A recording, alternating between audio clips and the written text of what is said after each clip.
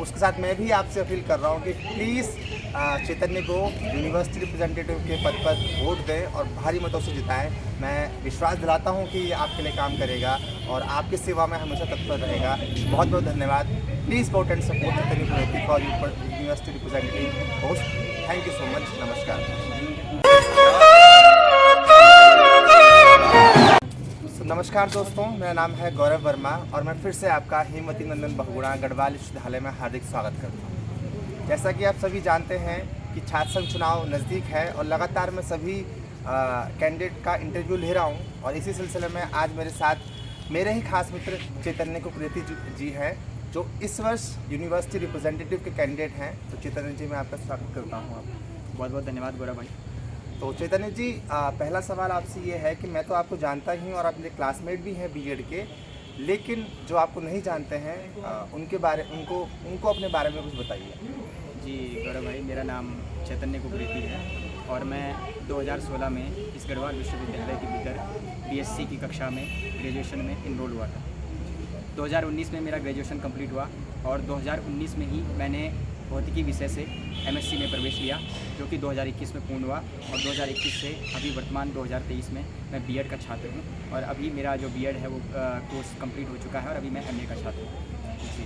तो जैसे मैंने अभी दर्शकों को बताया कि इस बार आप यूनिवर्सिटी रिप्रेजेंटेटिव का चुनाव लड़ रहे हैं, तो क्यों लड़ना चाहते हैं चुनाव, क्यों बनना चाहते हैं युवा? देखिए, जैसा मैंने अभी आपको बताया कि मैं 2016 में इस गढ़वाल यूनिवर्सिटी के अंदर आया था और मेरा कोर्स था, टेक्निकल कोर्स था बीएससी तकनीकी रूप से, जिसमें आपको केमिस्ट्री के में भी प्रयोग में भी करना पड़ता है, साथ में आपको भौतिक विज्ञान में भी प्रयोग करना पड़ता है। तो मेरा एक ऐसा कोर्स था जो कि काफ़ी टेक्निकल था और जिससे हम काफ़ी अच्छा खासा गेन भी कर सकते थे अपनी लाइफ में। लेकिन क्योंकि इस गढ़वाल विश्वविद्यालय के भीतर जो एकेडमिक माहौल है वो काफ़ी इस प्रकार से रहा है, इसको मैंने अपने स्तर पर बहुत ही बुरे प्रभाव में देखा है। तो मैं ये चाहता हूँ कि हमारे जो आगामी जो छात्र आते हैं, जो कि ग्रेजुएशन में आते हैं, बीएससी चाहे वो बीएससी हो चाहे बीए हो, क्योंकि बीए में भी काफ़ी टेक्निकल कोर्सेज होते हैं, जैसे कि आपका ज्योग्राफी हो गया, जिसमें कि प्रयोग करना पड़ता है। तो ऐसे कोर्सों में जो दिक्कतें होती हैं और जिस प्रकार से छात्र उन सभी को समस्या को देखता है, उसको निस्तारण के लिए मैं इस चुनाव में उतरा हूँ। तो जैसा कि आपने बताया कि शैक्षणिक माहौल बड़ा गड़बड़ है यूनिवर्सिटी में, तो अब आप किन मुद्दों पर चुनाव लड़ रहे हैं? दर्शकों को क्या बोल रहे हैं आप? देखिए, क्या मुद्दे हैं आपके? जी देखिए, मैं 2016 से और 2023 तक 20 वर्ष तक लगातार इस यूनिवर्सिटी में रहा हूँ और मैंने पिछले वर्ष 2022 में उपाध्यक्ष पद पे, वाइस प्रेसिडेंट पोस्ट पे इस गढ़वाल विश्वविद्यालय के छात्र संघ चुनाव में प्रतिभाग किया था।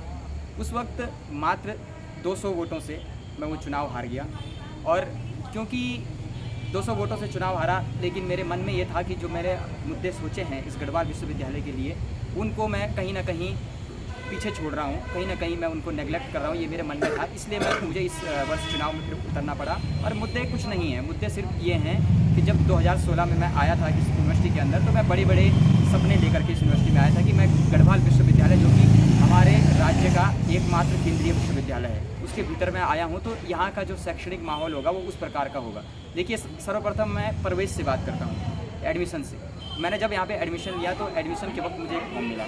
इस फॉर्म में काफ़ी पृष्ठ थे। पहला था आपका कि आपका जो पर्सनल डिटेल्स होती हैं वो, दूसरे में आपकी एकेडमिक डिटेल्स होती हैं, कक्षा 10 कक्षा 12 वो, और तीसरे में आपका जो टोटल डिटेल्स हैं, चाहे वो अकाउंट नंबर हो, चाहे आप किस बैकग्राउंड से आते हैं वो हो, तो वो सब डाल के। तीसरा जो होता है वो प्रॉक्टर ऑफिस के लिए होता है। प्रॉक्टर ऑफिस का हमने फॉर्म भरा। फिर लाइब्रेरी का फॉर्म होता है, लाइब्रेरी का फॉर्म भी हमने भरा। लेकिन जो अंतिम फॉर्म था, करियर काउंसलिंग, उसके विषय में हमको कोई जानकारी नहीं थी कि इस करियर काउंसलिंग फॉर्म को हम किस प्रकार से भरें और इसको भरने के बाद हम इसको एक्चुअल में जमा कहाँ करें। और ये 2016 की मेरी बात नहीं है, ये आज भी 2023 में जो छात्र एडमिशन ले रहा है उसको भी इस बात का पता नहीं है। तो जबकि हमारी जो गढ़वाल यूनिवर्सिटी है, वो जिस फीस को हम जमा करते हैं उसमें अगर यदि आप देखें तो शैक्षणिक शुल्क है, यानी कि जो आपका टीचिंग का जो शुल्क होता है वो मात्र 1000 से 1200 होता है, जबकि हमारी जो टोटल फीस पड़ती है वो लगभग कहीं ना कहीं 3000, 3500, 4000 के आसपास होती है। तो वो जो एक्स्ट्रा 2000-2500 रुपये लिए जाते हैं, वो किस चीज़ के लिए लिए जाते हैं, इस बात के प्रति आज हमारा जो गढ़वाल विश्वविद्यालय का छात्र है वो अभी तक अवेयर नहीं हुआ है। उसमें आपको प्रोस्पेक्टस दी जाती है, जिस प्रॉस्पेक्टस के भीतर आपको ये बताया जाता है कि इस गढ़वाल यूनिवर्सिटी के अंदर क्या क्या है। आप जिस कोर्स में एडमिशन ले रहे हैं उस कोर्स में एडमिशन लेने के बाद आपको क्या क्या चीज़ें उपलब्ध होंगी। तीसरी चीज़, आपको स्पोर्ट्स की फैसिलिटीज दी जाती है। चौथा, आपको जो सफाई मतलब जो क्लीनिंग वगैरह जो है, हाइजीन है, वो आपको प्रदान की जाती है गढ़वाल यूनिवर्सिटी में। तो उस सब की फ़ीस आपसे ली जाती है, जबकि ऐसा कुछ भी नहीं है। वो जो करियर काउंसलिंग का फॉर्म है, आज भी कोई भी बच्चा उसको भर के जमा नहीं करता। क्यों? क्योंकि उसको इसकी जानकारी नहीं है। और उसको इसकी जानकारी कैसे होगी? उस प्रॉस्पेक्टस के माध्यम से होगी, जिसकी 80 रुपये फ़ीस उसने जमा की है, जबकि वो 80 रुपये फ़ीस वो जमा करने के बाद भी उस प्रॉस्पेक्टस को प्राप्त नहीं कर रहा है। इसका सबसे बड़ा कारण क्या है? गढ़वाल विश्वविद्यालय का प्रशासनिक माहौल। देखिए, जब आप बच्चे से प्रोस्पेक्टस की फ़ीस लेते हैं और वो प्रोस्पेक्टस जो कि आईना है गढ़वाल विश्वविद्यालय का, उसको आप बच्चे को उपलब्ध नहीं करा रहे हैं। क्यों? बच्चे को आप उस फॉर्म को भी उपलब्ध नहीं करा रहे हैं जिस फॉर्म को बच्चा भर के एडमिशन ले रहा है। उस फॉर्म को भी बच्चा बाहर से कैफे वाले से लेता है, जबकि नियम ये था, जब मैं पहली बार आया था तो उस वक्त ऐसा नियम था कि हम 80 रुपये दे करके यहाँ DSW बोर्ड से उस प्रोस्पेक्टस सहित उस फॉर्म को लेते थे, और उसके बाद हम उसमें देखते थे कि इस प्रोस्पेक्टस के भीतर इसमें क्या क्या लिखा हुआ है, किस प्रकार से हमको अपना फॉर्म भरना है। लेकिन अब ऐसा नहीं है। तो क्या मतलब इस गढ़वाल विश्वविद्यालय को ऐसा सोचना नहीं चाहिए कि जो आज का जो नया छात्र इस गढ़वाल विश्वविद्यालय में प्रवेश कर रहा है, क्या उसको उस प्रोस्पेक्टस की आवश्यकता नहीं है? क्या वो इस गढ़वाल विश्वविद्यालय को पहले नहीं जान सकता? हो सकता है कि इससे अच्छा कहीं दूसरी जगह उसको मिल रहा हो, क्योंकि आजकल CUET का माहौल है। बच्चे कई जगह का पेपर देते हैं और साथ में उनको कई जगह से ऑफर भी आते हैं कि आप यहाँ पे एडमिशन लीजिए। तो क्या वो बच्चा कहीं दूसरे विश्वविद्यालय में जो कि अच्छा माहौल दे रहा हो उसे, तो वो क्या तुलना नहीं कर सकता दोनों विश्वविद्यालयों की? तुलना करेगा कैसे? उस प्रोस्पेक्टस के माध्यम से। तो हमारा सबसे पहला निर्णय ये था अपने गढ़वाल विश्वविद्यालय को बेहतर बनाने के लिए कि उस प्रोस्पेक्टस के भीतर कुछ ऐसी चीज़ें सम्मिलित की जाएँ जिससे बच्चे को एकेडमिक माहौल का पता चले, शायद जिसमें वो ये देखे कि इस गढ़वाल यूनिवर्सिटी के अंदर ऐसी कौन कौन सी एकेडमिक जो प्रतियोगिताएं हैं, जो प्रतिभागिताएं हैं, वो होती हैं। इस HNV के भीतर कितने बच्चे आज तक किस पोस्ट पे रहे, जो यहाँ से पास आउट होकर के जा चुके हैं, कौन यहाँ से IAS अधिकारी रहा, कौन PCS अधिकारी रहा यहाँ से पढ़ के, कौन यहाँ से पढ़ के अच्छी अच्छी पोस्टों पे अपना काम कर रहा है। इन सब चीज़ों पे मैं चुनाव लड़ रहा हूँ। जी, तो ये तो केवल आपने जो प्रोस्पेक्टस है उसके बारे में बताया, इसके अलावा क्या क्या बताया? देखिए, ये गढ़वाल यूनिवर्सिटी है, 2 कैंपस हैं इसमें, चाहे वो चौरास कैंपस हो, चाहे वो बिरला कैंपस हो। दोनों कैंपसों के भीतर जो एक बहुत ही मुख्य समस्या है वो है हाइजीन की समस्या। हम देखते हैं कि हमारे गढ़वाल यूनिवर्सिटी में बहुत सारे हॉस्टल्स हैं, चाहे वो गर्ल्स हॉस्टल हों, चाहे वो बॉयज़ हॉस्टल हों, उनमें नियमित रूप से सफाई नहीं होती है। तीसरा, बच्चे को जब क्लास में पढ़ने आता है, चाहे वो चौरास कैंपस के अंदर जाए, चाहे वो बिरला कैंपस के अंदर जाए, तो जो अधिकांश जो उसको पढ़ाने वाले जो टीचर्स हैं वो PhD स्कॉलर्स होते हैं। मेरा सिर्फ कहना यह है कि जब सरकार के द्वारा प्रोफेसर्स को नियुक्त किया गया है, प्रोफेसर्स की अनुपस्थिति में असिस्टेंट प्रोफेसर्स को नियुक्त किया गया है, एसोसिएट प्रोफेसर्स को नियुक्त किया गया है, तो क्या ये उनकी जिम्मेदारी नहीं है कि उनकी प्राथमिकता बच्चों को शिक्षा देना हो? हालांकि वो अन्य जगह भी व्यस्त हैं, कोई किसी पद पर है, मैं मानता हूँ इस बात को कि उनके अन्य भी कार्य हैं, विश्वविद्यालय का प्रशासन भी उनको चलाना है, लेकिन उनकी प्राथमिकता क्या शिक्षा नहीं हो सकती? और दूसरी तरफ जो PhD स्कॉलर्स समय दे रहे हैं बच्चों को पढ़ाने का, वो अगर अपना समय अपनी रिसर्च को दें तो वो भी बेहतर हो सकती है। चौथी चीज़ ये है कि इस यूनिवर्सिटी के अंदर प्रशासनिक जो भवन है वो बिरला कैंपस में पड़ता है। तो चौरास का जो बच्चा जिसको अपना एकेडमिक कार्य करवाना हो, चाहे वो उसको अपना प्रोविजनल बनवाना हो, चाहे माइग्रेशन बनाना हो, चाहे उसको अपनी कुछ भी कोई भी कार्य आपको डॉक्यूमेंट से रिलेटेड कराना हो, तो उसको चौरास से बिरला कैंपस में आना पड़ता है। आपको पता होगा कि यहाँ से बिरला कैंपस से जो चौरास कैंपस की दूरी है वो लगभग 3-4 किलोमीटर की है, जिसमें भी धूप में कई बार दिक्कतें होती हैं बच्चों को, क्योंकि मैंने ये अपने स्तर पर फेस किया है। तो मेरा ये कहना था, पिछली बार में भी ये मुद्दा था मेरा, कि गढ़वाल यूनिवर्सिटी के अंदर एक छोटा सा रूम या फिर कोई भी एक व्यक्ति की व्यवस्था करके आपको बिरला कैंपस से जो प्रशासनिक है वो वहाँ भी बनाना चाहिए, जहाँ से वो कलेक्ट करके उसको बिरला कैंपस में लाए और यहाँ प्रशासनिक भवन में वो कार्य संपादित हो सके। 5वीं चीज़ ये है, हमारे सेंट्रल लाइब्रेरी है हमारी यूनिवर्सिटी में, तो उस सेंट्रल लाइब्रेरी में जो बुक्स हैं वो अपडेटेड नहीं है। मैं एजुकेशन डिपार्टमेंट का स्टूडेंट हूँ, तो एजुकेशन डिपार्टमेंट का स्टूडेंट हूँ, मेरे को पता है कि बुक्स का लेवल क्या होना चाहिए, क्योंकि हमको पता है कि तमाम प्रकार की बुक्स मार्केट में उपलब्ध होती हैं और उन बुक्स में काफ़ी अच्छी नॉलेज है, तो वो यहाँ उपलब्ध क्यों नहीं हो रही हैं, जबकि यहाँ पे सेंट्रल का बजट है। तो कहाँ वो बजट यूज हो रहा है, वो बजट ऐसी अच्छी चीज़ों में यूज़ क्यों नहीं हो पाता है, ये मेरे मुद्दे हैं। जी, तो जैसे कि अभी आपने एजुकेशनल माहौल के बारे में बात की, तो आपने व्यक्तिगत तौर पे क्या प्रयास किए कि एजुकेशन सुधर पाए? देखिए, आपका बहुत अच्छा प्रश्न है ये। मैं बीएड का स्टूडेंट हूँ और मेरे को 2 बार विद्यालयों में जा कर के पढ़ाने का अवसर मिला है। एक बार 2 हफ्ते की टीचिंग में और दूसरी बार पूरे 90 दिवस की, यानी कि पूरे 3 महीने की टीचिंग के लिए मेरे को विद्यालयों में जाना पड़ा। तो मैंने राजकीय इंटर कॉलेज कीर्तिनगर, जो कि हमारे इस बिरला कैंपस से मात्र 3-3.5 किलोमीटर की दूरी पर स्थित है, ब्लॉक का स्कूल है। तो वहाँ पे जो बच्चे हैं, उन बच्चों में हमने देखा कि बच्चे में कभी भी कोई भी बच्चा इस प्रकार से नहीं होता कि वो पूर्ण रूप से ऐसा हो कि अक्षम हो किसी भी चीज़ में। तो एक स्टेट लेवल की कंपटीशन होती है उत्तराखंड में। उत्तराखंड 2000 में स्टेबल हुआ था, तो वहाँ से 2002 में वो प्रतियोगिता प्रारंभ हुई थी। राज्य स्थापना दिवस के दिन 9 नवंबर के दिन वो प्रतियोगिता राज्य में होती है हर साल। तो हर ब्लॉक उसमें पार्टिसिपेट करता है, हर विद्यालय उसमें पार्टिसिपेट करता है। हर विद्यालय से ब्लॉक लेवल पे टीम जाती है और टीम वहाँ से फिर जनपद स्तर पे जाती है और जनपद उसको प्रतिनिधित्व राज्य में करता है। तो मैंने देखा कि मैं जब कीर्तिनगर में गया तो वहाँ पे बच्चों को उस प्रतियोगिता के विषय में कोई ज्ञान ही नहीं था। तो मैं अपनी टीचिंग में गया। मैंने 2 हफ्ते की टीचिंग में बच्चों को वहाँ पर क्विज कॉम्पिटिशन, जिस प्रकार का माहौल राज्य में रहता है, क्योंकि मैं स्वयं 2 बार राज्य स्तर पे उस प्रतियोगिता में प्रतिभाग कर चुका हूँ। एक बार हम तृतीय स्थान पे आए थे, दूसरी बार हम प्रथम स्थान पे आए थे वहाँ पे। तो मुझे वहाँ का अनुभव था, तो मैंने ये सोचा कि क्यों ना जो अनुभव मुझे है वो मैं अपने जो मेरे भी शिक्षार्थी हैं उनको प्रदान करूं। तो मैंने उन बच्चों के बीच में क्विज प्रतियोगिता को आयोजित करवाया। मैंने सेम माहौल जो कि राज्य स्तर पे होता है वो बच्चों को दिया और वहाँ से मैंने देखा कि बच्चों के अंदर काफ़ी अच्छा उत्साह है उसके प्रति। तो मैंने फिर जब 2 हफ्ते की टीचिंग कंप्लीट हो गई, मुझे अपने विश्वविद्यालय में आना पड़ा, लेकिन उसके बावजूद भी मैंने समय निकाल करके मैं विद्यालय में गया। विद्यालय के प्रधानाचार्य जी से मैंने परमिशन ली कि क्या मैं आपके विद्यालय में आ सकता हूँ, आपके बच्चों को मैं मोटिवेट कर सकता हूँ उसके लिए, क्या उनको मैं शिक्षा दे सकता हूँ उसके लिए। तो उन्होंने कहा कि आप बिल्कुल आप कीजिए, क्योंकि आपकी क्षमताओं को हम समझते हैं। तो मैंने वो देख करके मैं बच्चों को मैंने अलग से तैयारी कराई, अपने समय दे करके, स्कूल के समय से अलग। तो मैंने जब ये करवाया तो उसके बाद नवंबर में जब वो प्रतियोगिता हुई जनपद स्तर पे, तो वहाँ से मैं टीम को लेकर के आया, उस विद्यालय की टीम को लेकर के मैं जनपद में गया। तो जनपद में उन्होंने पिछले बार राज्य स्तर की टीम को, राज्य स्तर में जो चैंपियन रही थी जो टीम, उसको अच्छी खासी टक्कर देते हुए उन्होंने तीसरा स्थान प्राप्त किया। जब मैं 3 महीने की टीचिंग में गया तो मैंने उसी क्रम को आगे बढ़ाते हुए वहाँ के बच्चों को बहुत ही अच्छे तरीके से मोटिवेट किया। और इस बार भी, क्योंकि अभी तो मेरा बीएड जो है वो लगभग समाप्त हो चुका है मेरा, और मैं अब टीचिंग के लिए उपलब्ध नहीं हूँ, लेकिन उसके बावजूद भी मैंने विद्यालय प्रशासन से अनुमति लेके और खंड शिक्षा अधिकारी जी ने मुझे अभी वहाँ पे ब्लॉक लेवल की क्विज का समन्वयक बनाया। ये मेरे लिए बहुत बड़ी गर्व की बात थी।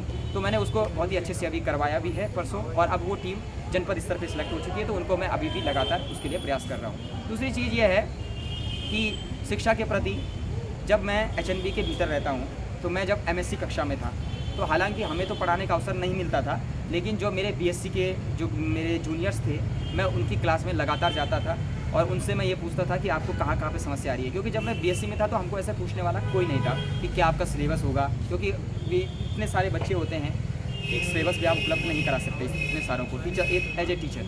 तो मैंने जितना मेरे से हो पाया अपने सामर्थ्य अनुसार मैंने अपने जो जूनियर्स थे उन सबको सिलेबस भी उपलब्ध कराया, साथ साथ उनको ये भी बताया कि यहाँ पे आपको किस प्रकार से कौन सी चीज़ की प्रिपरेशन करनी चाहिए। साथ में जो लैब है उसके लिए मैंने हमेशा से आवाज़ उठाई है, चाहे मैं जब मैं बीएससी में रहा हूँ, चाहे मैं एमएससी में रहा हूँ, चाहे मैंने छात्र संघ में दावेदारी करी हो उस वक्त भी।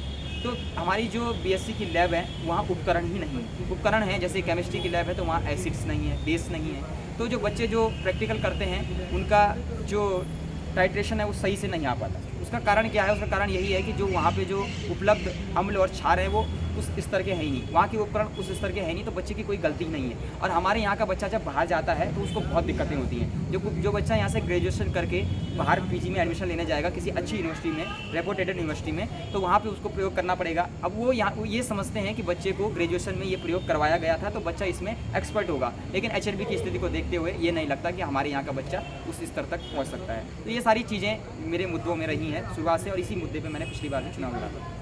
जैसा आपने बताया कि शिक्षा का माहौल के बारे में आप बार बार बात कर रहे हैं, बट जब हम यूनिवर्सिटी की बात करते हैं तो जो भी बच्चा बाहर से दूसरे स्टेट से यहाँ पे आता है तो वो आगे यहाँ बड़ा परेशान होता है। वो देखता है क्लासेस नहीं हो रही है, वो देखता है टीचर्स नहीं आ रहे पढ़ाने के लिए। तो बाहर के बच्चों के लिए नहीं, केवल यहाँ के बच्चों के लिए भी शिक्षा का एक बड़ा मुद्दा है कि यार पढ़ाई तो हो नहीं रही है इस यूनिवर्सिटी में, क्या फ़ायदा यहाँ पर एडमिशन में। तो शिक्षा को बेहतर किस तरीके से करेंगे?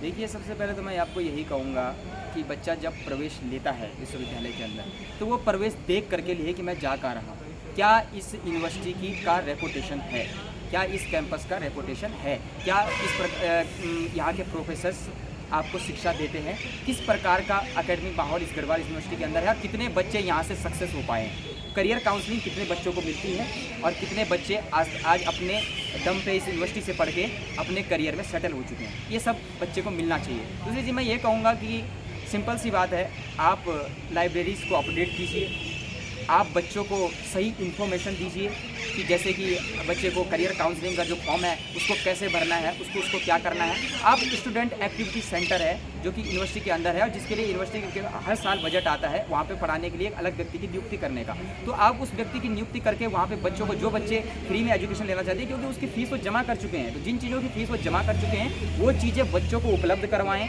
तीसरी चीज़, कक्षा के भीतर जब कोई बच्चा पढ़ने जा रहा है तो उसको वो प्रोफेसर पढ़ाए जो प्रोफेसर उस चीज़ के लिए नियुक्त किया गया है। इससे शिक्षा का माहौल बेहतर होगा और जब ये चीज़ें धीरे धीरे करके आएंगी तो धीरे धीरे करके एचएनबी का जो एकेडमिक माहौल है वो अपने आप ही सुधरेगा, क्योंकि यहाँ पे जो बच्चा बाहर से पढ़ने आ रहा है वो तो पढ़ने आ ही रहा है, साथ साथ हमारे यहाँ का बच्चा भी बड़ी उम्मीदों से, क्योंकि हमारे घर का विश्वविद्यालय है, हमारे क्षेत्र का विश्वविद्यालय है, वो ये सोच के आता है कि हमारे क्षेत्र में विश्वविद्यालय है तो वहाँ का जो माहौल है वो हमारे विद्यालय स्तर से अच्छा होगा। इसलिए मैंने अपने शिक्षा का माहौल बेहतर बनाने के लिए विद्यालय स्तर से ही शुरू किया, ताकि बच्चे के भीतर ये जागरूकता विद्यालय स्तर से ही रहे, ताकि वो जब विश्वविद्यालय में जाए तो वहाँ वो इन चीज़ों को पूछ सके। ये पिछली बार आप उपाध्यक्ष के पद पर थे और किन्हीं कारणों से आप हार गए थे, तो मेरा यही आपसे सवाल है कि क्या कारण रहे वो?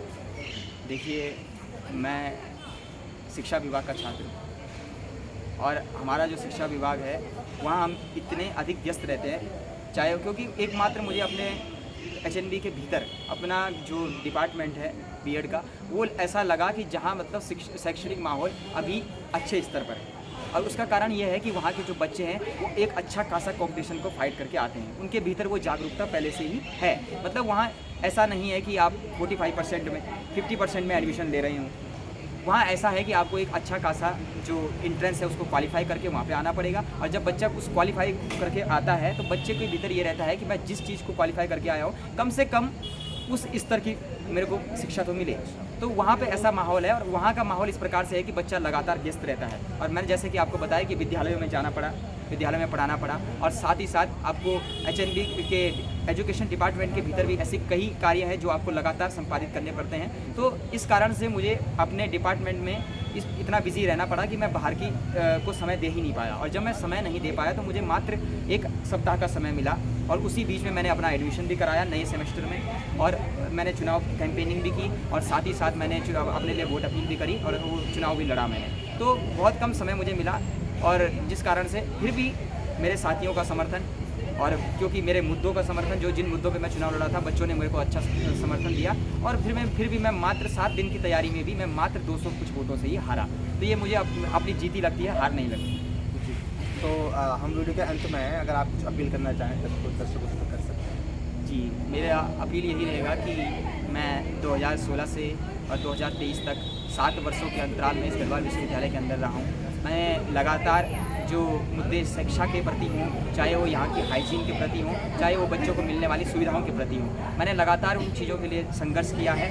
और अब जब मैं पिछली बार भी उपाध्यक्ष पद पर लड़ा था और मात्र कुछ ही वोटों की कमी से मैं हारा, तो मैं सिर्फ अपील ये करूँगा कि जो कमी पिछले वर्ष रह गई थी, तो पिछले सत्र में जो कमी रह गई थी, उन कमियों को दूर करने का प्रयास मेरे जो सभी साथी इस लाइव ब्लॉग के माध्यम से देख रहे हैं वो लोग करेंगे। और साथ ही साथ ये भी कि एकेडमिक माहौल जो एचएनबी का जो बिगड़ा हुआ है उसको सुधारने के प्रति आप मात्र अकेले चैतन्य कुकरेती नहीं बल्कि आप सभी लोग उसमें मेरा साथ देंगे, ऐसी मैं आप सभी से अपील करता हूँ। मैं इस वक्त यूनिवर्सिटी रिप्रेजेंटेटिव यानी कि विश्वविद्यालय प्रतिनिधि यूआर पद का प्रत्याशी हूँ, और आप सभी लोगों के वोट अपील करता हूँ और आप सभी लोगों के समर्थन का मैं उम्मीद करता हूँ। बहुत बहुत धन्यवाद। तो साथियों, चैतन्य मेरा दोस्त है, और केवल इस दोस्त होने के नाते से नहीं, ये एक अच्छा व्यक्ति भी है। उसके साथ मैं भी आपसे अपील कर रहा हूँ कि प्लीज़ चैतन्य को यूनिवर्सिटी रिप्रेजेंटेटिव के पद पर वोट दें और भारी मतों से जिताएं। मैं विश्वास दिलाता हूँ कि ये आपके लिए काम करेगा और आपकी सेवा में हमेशा तत्पर रहेगा। बहुत बहुत धन्यवाद। Please vote and support Chaitanya Kukreti for university representative post. Thank you so much. नमस्कार।